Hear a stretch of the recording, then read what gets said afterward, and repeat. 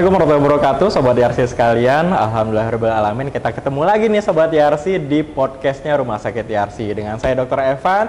Dan hari ini kita sudah kedatangan tamu yang luar biasa. Kita akan ngobrol-ngobrol sesuatu yang penting pastinya, sesuatu yang bermanfaat buat Sobat Yarsi sekalian. So, 30 menit ke depan pastikan Sobat Yarsi ikutin podcast kita hari ini dengan tamu kita kali ini. Assalamualaikum dokter. Waalaikumsalam. Alhamdulillah. Perkenalkan Sobat Yarsi sekalian, ini adalah Dokter Aulia Rizka, SPPD, konsultan geriatri. Betul ya dok ya? Betul. Waduh. Dokter spesialis penyakit dalam di Rumah Sakit Yarsi, konsultan geriatri ini. Apa nih geriatri? Hari ini kita akan ngobrol sedikit banyak ya, kita akan coba ngobrol 30 menit ke depan buat kupas apa sih itu geriatri ya dok ya. Dok, langsung aja nih dok, apa sih itu dok geriatri itu dok? Oke, ya jadi barangkali tadi diperkenalkan Dr. Evan, saya spesialis penyakit dalam, konsultan geriatri ya. Jadi geriatri itu bidang ilmu penyakit dalam yang mengurusi tentang kesehatan lansia. Jadi untuk mereka yang usianya di atas 60 tahun. Kalau di luar negeri memang batasan usia itu berbeda-beda. Ada yang bilang di atas 65 tahun, ada yang lebih tua lagi. Tetapi kalau di Indonesia ini batasan yang disebut lansia adalah kalau di atas 60 tahun. Di atas 60 tahun, ya. Nah itu dia tuh Sobat Yarsi. Jadi Dokter Aulia ini memiliki kekhususan berarti ya dok ya, betul. Untuk penyakit-penyakit yang dialami oleh lansia atau orang tua kita yang sudah lanjut usia, yang usianya sudah di atas 60 tahun. Oke, dok, biasanya yang datang ke dokter itu pasien seperti apa sih dok yang harus ke dokter spesialis penyakit dalam konsultan geriatri ini dok? Oke, jadi pasien lansia itu punya karakter atau sifat yang beda gitu ya dengan pasien muda. Ada beberapa yang membedakan dengan pasien muda. Pertama, biasanya penyakitnya itu lebih dari 2. Jadi biasanya kalau kita masih usia 40-50 tahun barangkali sakitnya hipertensi saja atau diabetes saja gitu. Tetapi seiring dengan bertambahnya usia, biasanya jumlah penyakitnya juga akan bertambah. Misalnya penyakitnya menjadi ada beberapa diabetes juga iya, hipertensi iya, lututnya mulai sering nyeri, kemudian nafsu makannya turun, memorinya banyak terganggu. Nah itu hal-hal yang sering terjadi pada usia lanjut. Jadi ada beberapa masalah kesehatan sekaligus pada satu pasien yang sama. Yang kedua, biasanya mereka juga mulai ada penurunan nafsu makan. Jadi karena memang secara alami itu ada banyak yang berubah di saluran pencernaan kita dengan bertambahnya usia kita. Jadi makanya yang biasanya waktu masih muda makannya masih bagus, semakin lama makannya menjadi semakin sedikit. Nah untuk keluarga ini juga sering mengganggu karena kalau asupannya sedikit tentu menjadi kelihatan lemas, nggak kuat untuk melakukan aktivitas fisik. Jadi akhirnya menjadi banyak perlu bantuan keluarga atau orang lain untuk membantu aktivitasnya. Kemudian yang ketiga juga biasanya sudah mulai ada penurunan daya ingat. Penurunan daya ingat ini meskipun ada yang mulainya sejak umur 60 tahun, tetapi setelah 60 tahun biasanya memang mulai terasa ada prosesnya ini menjadi lebih kelihatan gitu ya oleh keluarga. Karena memang sebetulnya ada proses menua yang normal di otak kita, tapi kalau ini tidak normal artinya karena penyakit penurunannya itu menjadi lebih tajam. Nah itu yang sering membuat keluarga membawa orang tuanya untuk periksa gitu, kenapa kok berubah gitu atau memorinya banyak turun. Selain itu juga ada hal-hal lain yang sering dikeluhkan, misalnya obat yang terlalu banyak. Karena tadi penyakitnya kan banyak tuh. Jadi seringkali obatnya itu misalnya 5 sampai 10 atau lebih bahkan bisa sampai 15 karena ada vitamin macam-macam, juga ada obat-obatan untuk penyakitnya. Nah, jadi sebetulnya memilah-milah mana sih sebetulnya yang prioritas untuk kondisi saat ini gitu. Karena tentu kita inginnya menggunakan obat itu yang benar-benar sesuai kebutuhan gitu ya.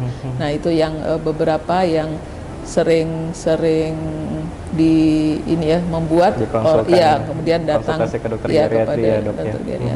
Iya betul. Oke, nah itu dia tuh Sobat Yarsi. Jadi kenapa kok ada konsultan khusus nih di spesialisasi penyakit dalam untuk geriatri ini, karena ternyata berbeda ya dok ya. Betul, penanganannya untuk mungkin penyakitnya sama, tapi di lanjut usia ini penanganannya berbeda ya dok. Iya betul. Sehingga harus ada dokter spesialis yang memang konsultan khusus nih untuk geriatri, itu dia tuh Sobat Yarsi. Nah, dengan begitu artinya kalau seandainya kita sudah lanjut usia itu beda nggak sih dok kalau seandainya kita konsultasi, misalnya ada nih yang kita maunya konsultasinya ke dokter spesialis penyakit dalam biasa aja gitu, dibandingkan dengan konsultasi ke dokter spesialis penyakit dalam yang konsultan geriatri. Di mana sih dok letak perbedaannya nih dok?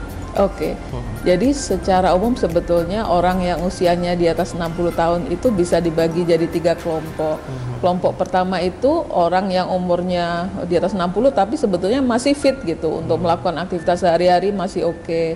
Misalnya punya penyakit pun penyakitnya itu terkontrol. Kan sering tuh kita lihat ya, misalnya umur 80 tahun tapi masih ikut maraton gitu misalnya. Jadi usianya itu bisa saja lanjut, tetapi sebetulnya secara fisik masih sangat oke untuk melakukan semua hal, semuanya masih mandiri. Nah itu termasuk lansia yang fit. Kemudian ada lagi kelompok yang di tengah-tengah, namanya lansia yang pre-frail atau prarenta. Kelompok yang ini udah mulai ada penurunan, organ-organnya menurun, banyak aktivitas yang sebelumnya bisa dikerjakan menjadi nggak bisa dikerjakan, tetapi masih bisa lah untuk aktivitas-aktivitas ringan. Nah ini adalah mereka yang prarenta atau pre-frail namanya. Nah kelompok yang ketiga adalah kelompok yang renta atau rapuh atau namanya frail ya kalau di bahasa kedokteran. Itu adalah mereka yang usianya tua lanjut, tetapi penurunannya ini ada banyak sekali karena biasanya penyakitnya banyak, kemudian penurunannya ini bikin banyak masalah di dalam tubuh sehingga akhirnya mudah sekali sakit atau bolak-balik dirawat misalnya seperti itu. Biasanya mereka itu memang penyakitnya ada beberapa dan sudah mulai perlu bantuan untuk melakukan aktivitas sehari-hari. Nah sebetulnya kalau konsultan geriatri lebih fokus pada mereka yang pre-frail dan frail, jadi mereka yang memang banyak penyakit penyertanya dan butuh treatment khusus gitu. Sedangkan kalau lansia yang fit, mereka yang masih oke, beraktivitas secara mandiri. Nah itu sebetulnya saya kira ya mungkin meskipun usianya tua, tetapi sebetulnya secara fisik atau secara biologis sebetulnya masih oke atau masih baik ya untuk bisa mendapatkan terapi atau ya penanganan yang seperti orang dewasa muda gitu ya. Gitu kira-kira. Itu dia tuh Sobat Yarsi buat kita nih yang anak-anak gitu ya, yang punya ayah ibu yang mungkin sudah masuk usia lanjut. Nah, pasti sayang dong dengan anak-anak sebagai anak pasti kita sayang kan sama orang tua kita gitu ya. Sobat Yarsi sekalian, perlu nih kita berkonsultasi dengan dokter spesialis penyakit dalam, konsultan geriatri ini agar bisa mendapatkan penanganan yang lebih tepat ya dok untuk penyakit yang dialami oleh orang tua kita. Nah, kita bahas sedikit lebih dalam mengenai penyakit di usia lanjut nih dok. Apa-apa saja sih dok penyakit-penyakit yang rentan nih mulai dialami oleh ayah ibu kita yang sudah usia lanjut, dan perbedaan penanganannya seperti apa sih dok antara penyakit yang sama ketika kita idap di usia muda dengan penyakit itu kalau kita idap di usia lanjut begitu dok? Oke.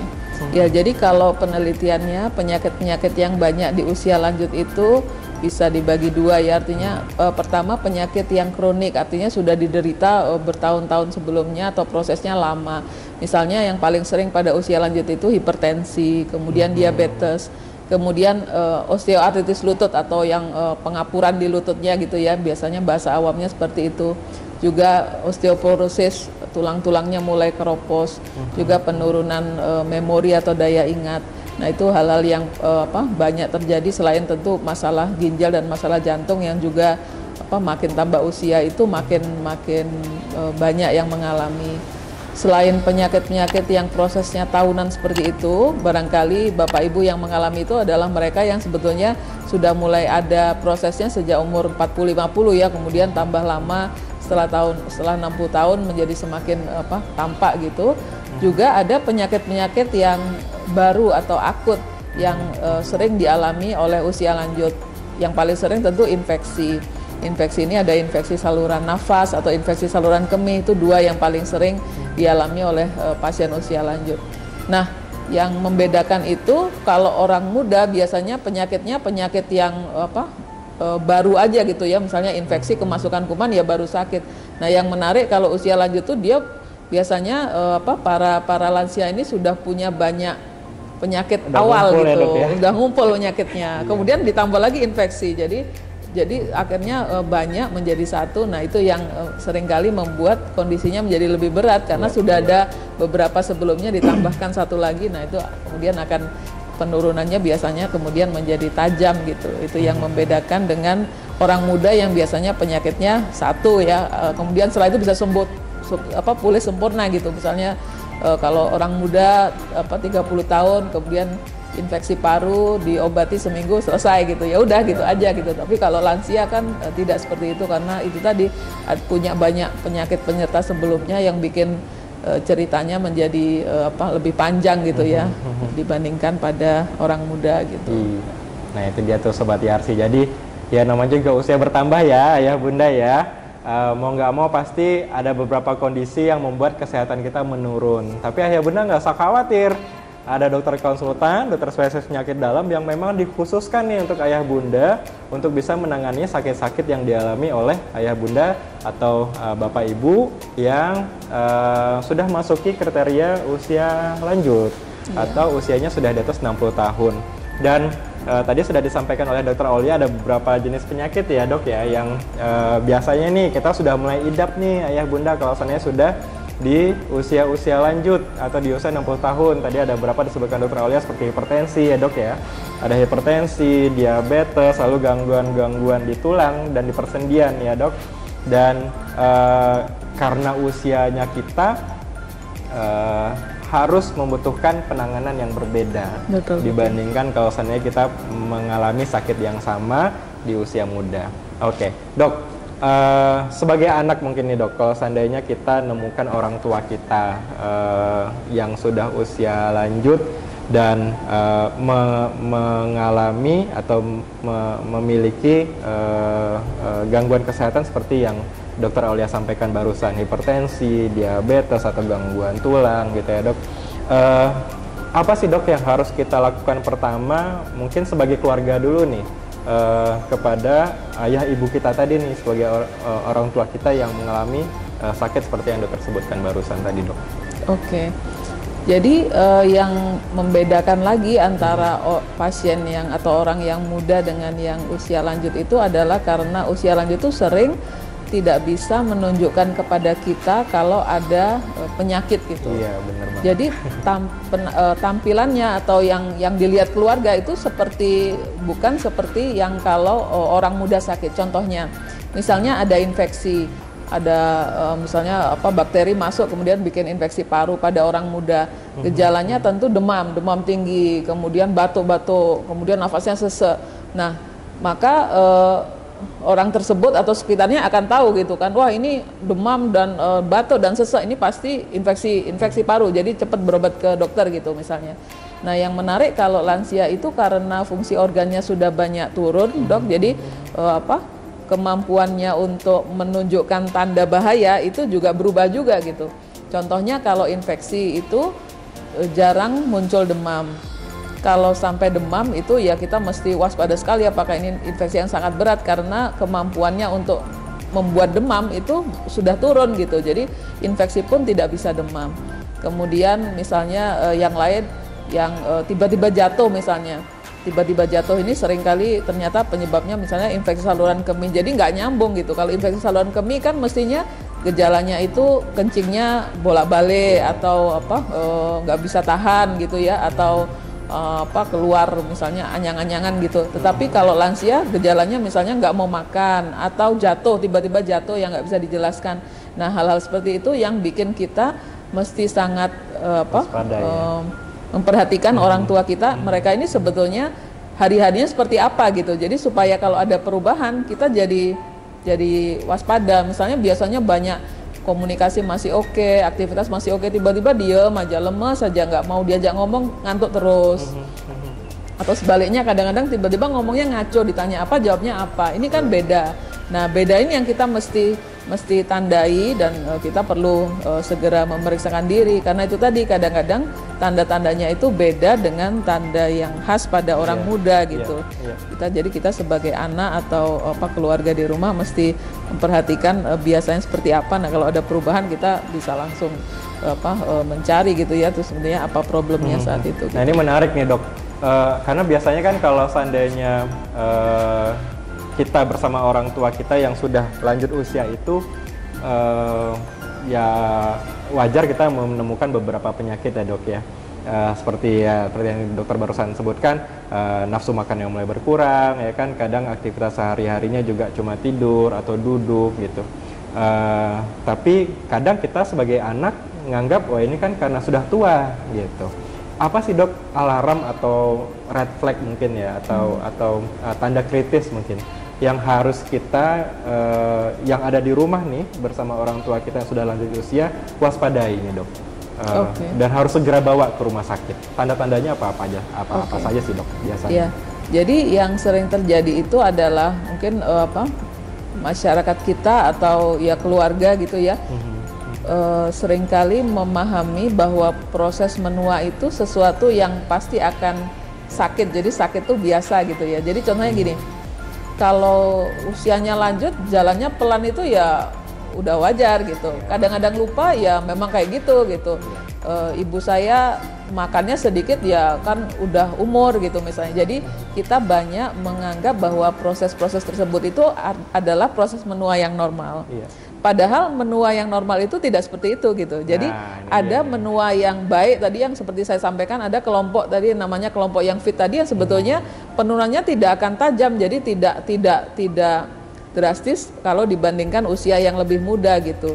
Jadi kalau ada jalannya bongkok atau jalannya pelan banget, atau tadi ya misalnya gampang lupa tadi, kemudian makannya kok jadi sedikit dan lain-lain, itu kita mesti tandai bahwa itu belum tentu proses menua yang normal, bisa jadi ada sesuatu di belakangnya yang sebetulnya bisa diperbaiki gitu. Karena sekali lagi tambah umur itu belum tentu tambah penyakit gitu, belum tentu akan jadi sakit gitu.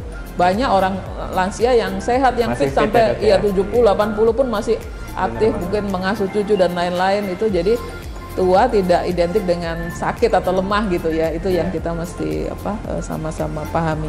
Oke, Dok, sedikit lagi nih, Dok, mengenai red flag atau tanda kritis tadi ya, Dok ya. Di usia lanjut ini kan kadang dengan kalau seandainya orang tua kita di usia lanjut dengan beberapa penyakit ya, Dok ya. Kadang ada beberapa orang tua itu yang lemas, terus mau nggak mau harus dibawa ke rumah sakit gitu. Dan kadang di rumah sakit nggak dapat apa-apa ya, Dok ya, karena secara klinis mungkin memang karena asupan yang kurang saja, karena makannya yang kurang gitu. Perlu nggak sih, Dok, atau setiap berapa waktu sekali kah kita harus membawa orang tua kita nih, Dok, ke dokter? Tentu kalau orang tua kita punya penyakit-penyakit yang memang butuh pengobatan rutin ya, misalnya tadi hipertensi, diabetes, penyakit ginjal, penyakit jantung dan lain-lain, itu kontrol rutin menjadi sangat penting, karena kalau penyakit-penyakit itu stabil, proses menuanya juga tidak akan turun tajam gitu. Jadi sebetulnya kontrol rutin itu pentingnya kan itu ya, kita semuanya stabil, tensinya, gula darahnya, semua yang lain stabil, itu harapannya tidak ada kejadian mendadak yang nggak kita inginkan gitu. Termasuk infeksi, kalau segala macam itu tadi terkontrol, risiko infeksinya menjadi turun gitu ya. Tetapi kalau ada sesuatu yang mendadak tadi, sesuatu yang tiba-tiba berubah tadi, misalnya tiba-tiba nggak mau makan, atau biasanya makannya 10 suap, sekarang 3 suap doang. Nah, itu yang harus dicari adalah kenapa gitu. Jadi penyebabnya apa? Yang paling sering kan seperti itu, sebetulnya sesuatu yang bisa diobati atau diselesaikan gitu ya. Jadi kemudian akhirnya bisa kembali ke seperti sebelumnya gitu. Misalnya infeksi, dengan diobati infeksinya ya selesai gitu. Atau ada sesuatu yang lain. Seringkali juga lansia ini moodnya juga mudah berubah ya. Jadi misalnya rasa sedih, kemudian sepi itu atau cemas itu sering muncul. Nah kadang-kadang ini malah penyebabnya gitu. Jadi mencari apa sih sebetulnya yang bikin berubah ini itu menjadi penting supaya bisa kita kembalikan lagi beliau supaya seperti sebelumnya gitu. Status kesehatan sebelumnya. Nah itu dia tuh ayah bunda, oma opa ya, atau anak-anak nih di rumah yang sudah punya ayah atau ibu yang sudah masuki usia lanjut. Jangan ragu-ragu atau jangan sungkan-sungkan ya dok ya untuk mengkonsultasikan orang tua kita kepada dokter, karena bisa jadi ada kondisi-kondisi tertentu yang bisa jadi bukan kondisi normal di usia tua ya dok, yang kita nggak tahu, dan sebaiknya kita bawa ke dokter untuk bisa mendapatkan penjelasan lebih lengkap, lebih rinci. Nah dok, tadi dokter singgung tentang usia tua yang sehat. Nah ini menarik nih dok. Apa sih dok tips-tips atau ciri-ciri nih dok, ciri-ciri dan tips mungkin ya untuk kita yang muda-muda ini bisa memasuki usia lanjut nanti dalam kondisi yang tetap fresh, tetap fit gitu dok. Sejauh ini yang dokter temukan apa-apa saja sih dok yang harus kita lakukan nih di usia muda? Oke. Ya memang kalau ingin fit di usia lanjut itu persiapannya atau apa yang harus dikerjakan itu jadinya sebaiknya memang dilakukan lebih awal gitu ya, karena memang proses menua yang alami itu sebetulnya terjadinya bukan setelah 60 tahun tapi 30-40 tahun gitu, banyak fungsi organ yang sudah mulai turun. Nah disitulah peran dari nutrisi yang baik, jadi pola makan yang baik, protein yang cukup, kemudian serat dan vitamin dari makanan, juga exercise ya yang sesuai rekomendasi kan sarannya 150 menit per minggu ya exercise-nya. Nah itu yang akan bikin harapannya usia kronologis kita. Jadi kan orang itu punya dua macam umur ya sebetulnya. Pertama usia kronologis. Usia kronologis itu ada yang ada di KTP kita gitu. Jadi misalnya kalau kelahiran 50 berarti usia kronologisnya adalah 73. Itu adalah usia yang tertulis di KTP. Dan usia kita yang kedua adalah usia biologis. Usia biologis itu usia dari organ-organ tubuh kita. Usia kronologis itu bisa sama dengan usia biologis. Orang umur 60, organ-organnya umur 60 juga gitu, itu sama. Tapi sering juga nggak cocok gitu. Nggak cocok ini artinya umurnya masih muda, 40-50 tahun, tapi sebetulnya usia organnya sudah seperti organ umur 70 tahun gitu. Umurnya nggak cocok antara kronologis dan biologis. Atau sebaliknya tadi yang kelompok yang fit tadi, umur 80 tahun lari maraton. Umur kronologisnya mungkin 80 tahun, di KTP-nya tulisannya 80 tahun, tapi usia organ-organnya usia orang muda gitu. Nah itu yang ingin diusahakan ya, supaya usia kronologis kita tuh paling tidak sama gitu ya, atau usia biologisnya lebih muda gitu dari usia kronologisnya. Itu kan yang diinginkan supaya nanti saat usia lanjut itu kita jadi orang yang fit gitu, jadi masih independen untuk melakukan aktivitas sehari-hari, nggak perlu bantuan orang gitu ya. Harapannya kan seperti itu. Oke. Kalau seandainya nih dok, kita memiliki orang tua yang mungkin secara fisik masih sehat nih, buat jalan masih bisa gitu ya, walaupun mungkin dengan penyakit-penyakit tertentu di usia tua yang kita jaga, misalnya pola diet atau pola makannya. Kalau untuk jenis olahraga nih dok, kalau seandainya kita sudah memiliki orang tua di usia lanjut, itu olahraga apa saja sih dok yang kita bisa sarankan ya, atau kita berikan motivasi ke orang tua kita untuk bisa kerjakan? Oke, jadi pemilihan olahraga itu juga mesti sangat disesuaikan sama kondisi kesehatan, penyakit-penyakit penyerta yang dialami. Jadi untuk memberikan saran mesti dilihat benar gitu ya, artinya ini seorang lansia yang seperti apa. Misalnya seorang lansia dengan penyakit jantung gitu, tentu saran olahraganya akan berbeda dengan mereka yang nggak ada masalah jantung tapi masalahnya di sendi misalnya seperti itu. Jadi pemilihan olahraga pada lansia harus sangat individual, tergantung penyakit-penyakit penyertanya, karena kita nggak ingin olahraga itu bikin masalah baru gitu kan ya, karena olahraga kemudian serangan jantung misalnya, atau karena olahraga jadi jatuh terus patah. Nah itu yang nggak diinginkan karena pemilihan olahraga yang salah. Jadi memang memilih jenisnya yang seperti apa itu sangat tergantung dengan kapasitas jantung parunya dan tulang-tulangnya, supaya jenisnya benar dan intensitasnya benar gitu. Artinya tadi seperti saya sampaikan 150 menit per minggu gitu. Tapi tentu nggak semua orang bisa langsung 150 menit per minggu. Barangkali mulainya dengan 5 menit per hari dan selanjutnya. Jadi start low go slow. Jadi pelan-pelan saja, mulai dari kecil tapi kemudian ditambah ya, kira-kira seperti itu ya yang yang perlu dikerjakan. Ya, ini dia nih ya Bunda. Jadi usia tua bukan berarti harus tidur-tiduran di rumah ya, dokter ya. Tetap kok kita masih bisa punya kesempatan untuk memiliki usia tua yang tetap produktif ya, dok. Betul, tetap fit gitu ya. Bisa ngelihat anak-anak kita bertumbuh, bisa gendong cucu atau cicit mungkin ya, ayah bunda sekalian. Jadi tetap semangat buat ayah bunda yang masuki usia di atas 60 tahun. Kita tetap punya banyak alasan kok untuk bisa tetap produktif dan fit ya di usia tua. Baik, mungkin ini 1 atau 2 pertanyaan terakhir nih Dokter Aulia. Dari sekian banyak dokter yang ada nih di Rumah Sakit Yarsi, kalau seandainya kita ingin ketemu sama Dokter Aulia tuh gimana dok caranya? Oke, ya jadi di Rumah Sakit Yarsi ini memberikan layanan geriatri yang terpadu gitu. Artinya terpadu. Biasanya tadi seperti saya sampaikan bahwa lansia itu penyakitnya nggak cuma satu gitu ya, tapi bisa beberapa. Nah jadi di Rumah Sakit Yarsi ini ada tim terpadu geriatri namanya, yang dokter-dokternya sudah terbiasa untuk menangani penyakit-penyakit pada lansia. Nah kalau Bapak Ibu berkenan untuk konsultasi ke klinik geriatri bisa mendaftar. Jadi pada Selasa, Kamis, dan Sabtu ya harinya. Jadi Selasa, bisa disesuaikan dengan ya, Bunda. dengan dicatat waktu ya yang Bunda ya. sesuai gitu ya untuk konsultasi. Bisa langsung nggak dok ketemu Dokter Aulia atau harus rujuk-rujukan dulu nih? Bisa langsung. Bisa langsung ya. Dan kalau seandainya ada yang mau pakai BPJS atau JKN gimana dok?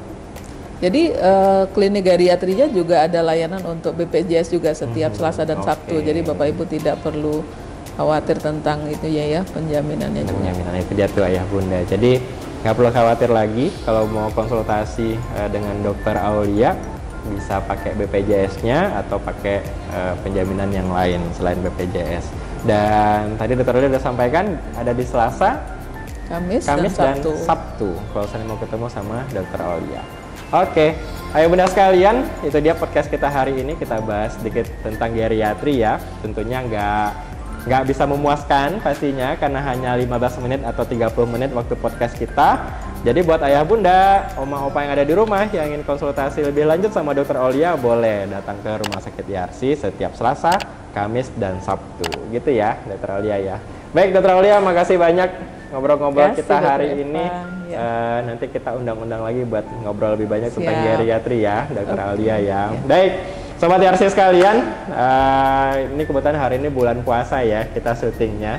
Jadi ini hari ke-6 ya, Ramadan ya, bertepatan tanggal 28 Maret. Jadi kita akan siap-siap berbuka nih Sobat Yarsi sekalian, karena kebetulan kita syutingnya sore-sore.